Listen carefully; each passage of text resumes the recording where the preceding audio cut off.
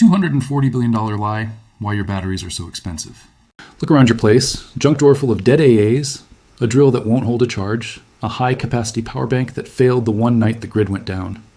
Now imagine every dead battery you've ever owned dumped into one pile. That pile is part of a business worth roughly $240 billion a year. Your phone, laptop, car, kids' toys, doorbell, flashlight, every one of them buys into that machine. And every time a battery swells, fades, or just gets too weak, you pay to get back in. But what if a big chunk of that cash isn't paying for energy at all? It's paying for complexity you don't actually need? Because there's a kind of battery you can build yourself for about $2 in parts, using scrap aluminum and kitchen supplies. It can turn a soda can and salty water into real, usable electricity. You haven't seen it in a Super Bowl ad. There's no glossy commercial, no monthly plan, no app. And if you've ever thrown away an aluminum can, you've literally thrown away potential power. By the end of this video, you'll know exactly how to build this $2 battery, what it can realistically power, where it falls short, and why it quietly threatens the economics of the battery status quo. To understand how something this simple can be disruptive, we need to zoom out and look at the industry it's poking in the eye. When you think battery, you probably picture a blister pack of AAs in a supermarket aisle. Lithium-ion cells run your phone, laptop, power tools, drones, e-bikes, and electric cars. Alkaline cells sit in remotes, flashlights, toys, smoke alarms. Out of sight, huge battery banks smooth solar farms, tame wind turbines, and keep data centers alive when the grid hiccups. All of that adds up to a market well north of $240 billion a year. Not because electrons are rare, but because of everything stacked between raw material and finished product. First, there's mining and refining, tearing lithium, cobalt, nickel, manganese, and graphite out of the ground, then cooking and dissolving them into high-purity powders and foils. Then, precision manufacturing in clean factories, coating thin metal strips, rolling or stacking them into cells, welding, sealing, testing. On top of that sits the business stack. Patents, proprietary formulas, safety testing, marketing, shipping, warehousing, retail markups, green recycling programs, and a constant push for the next upgrade. The design goals match that ecosystem. High energy density so products can be thinner, long shelf life so they can sit in warehouses, sealed and smart packs so you can't easily open or repair them, special chips and connectors that quietly lock you into a brand and its accessories. But if you're a DIYer or prepper, the priorities flip. You don't need pretty packaging or perfect sleekness. You need something simple, cheap, fixable, and repeatable. Something you can understand and rebuild when shipping stops and warranties expire. Chemistries that are good enough for that role, open and buildable at home, have no lobbyists, no commercials, and almost no space on shelves. So what does that kind of chemistry look like in real life? Let's meet the $2 battery you can build yourself today. At its core, it's called an aluminum air cell. Sounds exotic, but the ingredients are embarrassingly simple. A piece of aluminum, some salty water, a chunk of carbon or graphite, and something like a paper towel to keep the metal pieces from touching. The aluminum is your fuel.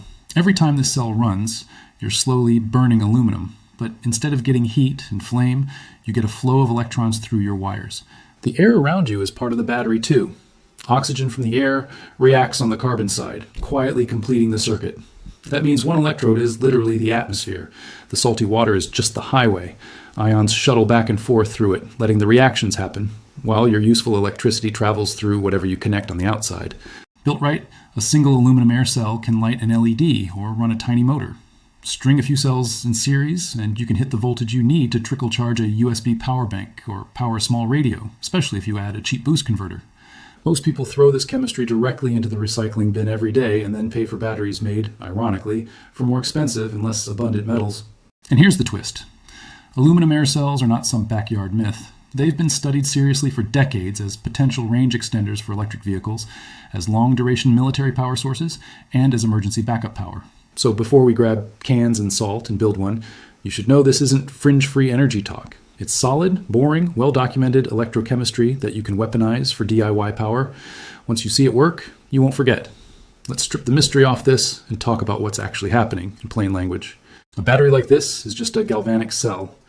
You take two different materials that want to react, give them a shared liquid so ions can move between them, and give electrons a metal path on the outside. Inside, chemistry happens. Outside, you get usable current. In our case, the aluminum is eager to oxidize. It wants to give up electrons and turn into aluminum oxide or hydroxide.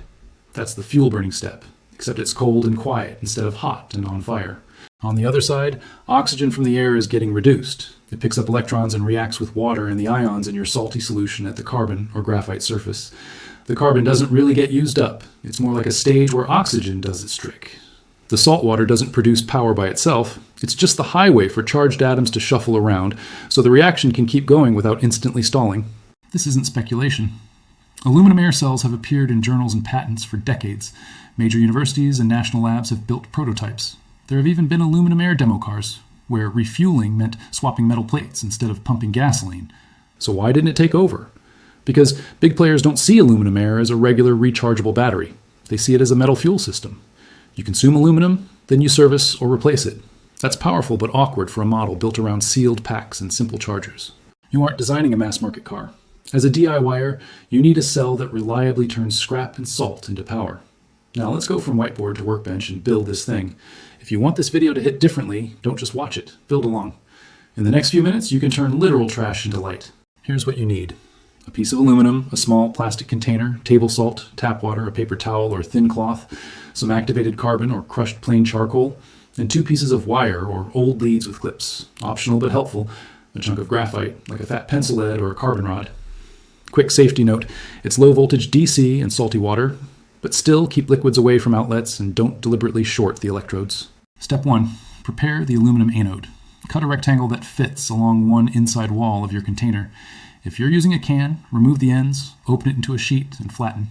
Scrape or sand off paint and oxide until you see bright metal. More shiny area means more current, so go for big and thin, not small and chunky. Step 2. Mix the electrolyte. Fill the container with enough water to cover where the electrodes will sit. Add salt. About a tablespoon per cup of water is a solid starting point, and stir until it disappears. You just want clearly salty water. It doesn't have to be lab grade. Step 3. Build the air cathode. Lay your paper towel or cloth flat and sprinkle a layer of activated carbon or crushed charcoal in the center. Fold the cloth around it so you get a little carbon pillow that can get wet but won't leak. If you have graphite, press it against that pillow or tuck it inside to help collect electrons. The carbon gives the reaction a big surface, but the real secret is air, so don't wrap this in plastic. Step 4. Stack the cell. Stand the aluminum against one side of the container, shiny side facing inward. Place your carbon pillow in front of it, leaving part of the pillow near the surface so air can reach it. The paper or cloth should separate aluminum and carbon so they never touch directly.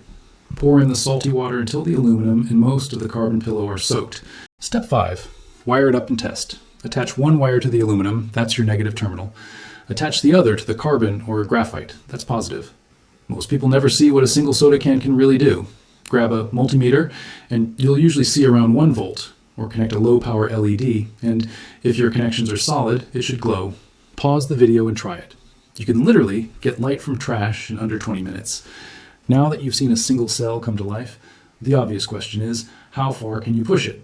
A typical homemade aluminum air cell like this will sit somewhere around 1 to maybe 1.4 volts with no load on it.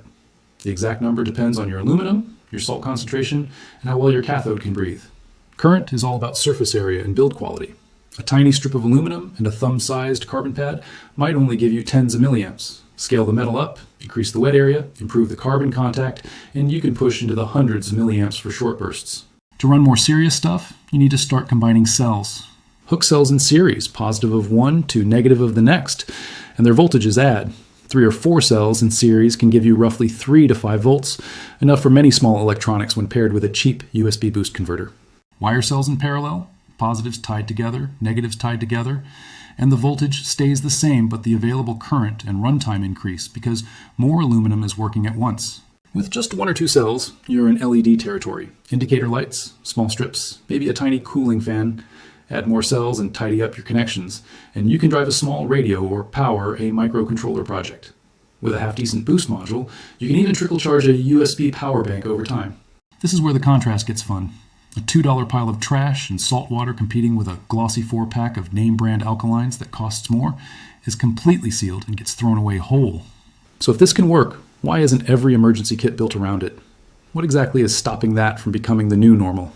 $2 versus store-bought, cost, performance, and hidden trade-offs. So let's stack your homemade cell against the stuff hanging in the battery aisle. On cost per watt hour, it's not even close. If your aluminum is scrap, your container is reused, and you're using tap water and table salt, the only real fuel cost is the aluminum you consume. Even if you actually buy aluminum foil, your cost per run can be pennies, especially when you rebuild the same container again and again. Commercial alkalines and lithium cells hide a long chain of expenses. Mining, factories, packaging, shipping, marketing, and retail markup. You're paying for that whole system every time you crack open a fresh pack. Energy density? That's where lithium ion dominates. If you need a long-lasting pack for a drone or a laptop, aluminum air can't compete today. But for a lantern in a cabin, a backup radio, or an off-grid sensor, you care more about material abundance and simplicity than squeezing every last jewel into a sleek capsule. Shelf life is another trade-off. A sealed alkaline or lithium cell can sit for years and still wake up. Your aluminum air needs to be made fresh, assemble it, run it, then clean or rebuild. That's a downside for convenience, but an upside for preppers. Dry components don't self-drain in a closet.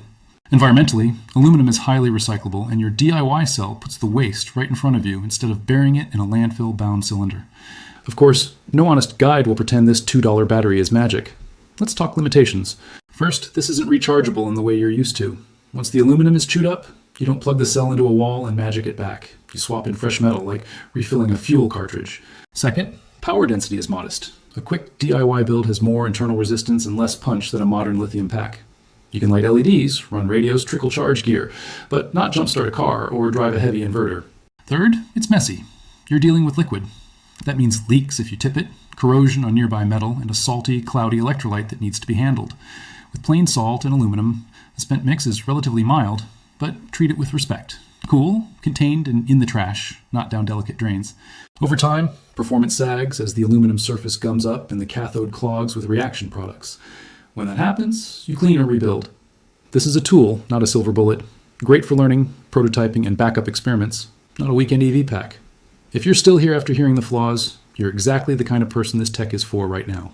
If you've watched this far, you're not just battery curious, you're dangerous in the best way. You're someone who might actually try this. So here's your challenge. Step 1, build the basic cell. Grab some aluminum, a plastic container, salt, water, and anything carbon-based you can scavenge. Don't overthink it. Get a voltage reading, snap a photo, and show the world what you powered, even if it's just a single LED in a dark room. Step 2, start mutating the design. Swap table salt for baking soda, try rainwater instead of tap. Replace the charcoal pillow with pencil graphite, a carbon rod, or even a different metal just to see what happens. Use cans, foil, scrap plate. Compare which lasts longer and hits harder. Step 3, fold it into your resilience kit. Toss some pre-cut aluminum strips, a bag of salt, a bit of carbon wires, an LED, and maybe a tiny AM/FM radio into a pouch. During a blackout, when everyone else is burning through store-bought batteries, you'll be quietly turning trash into light and information. This channel isn't stopping with aluminum air. We're going to scale up into compact multi-cell packs, test other forgotten chemistries like zinc air, nickel iron, and saltwater capacitors, and even see how these DIY cells play with solar panels and hand-cranked generators in hybrid setups. If you don't want to miss those builds, hit subscribe, share this with a friend who buys batteries like their groceries, and drop a comment telling me the first device you want to run from a homemade cell. Because the real threat to a $240 billion industry isn't one magic battery. It's millions of people realizing energy isn't a sealed black box you rent. It's chemistry you can hold in your hands right now.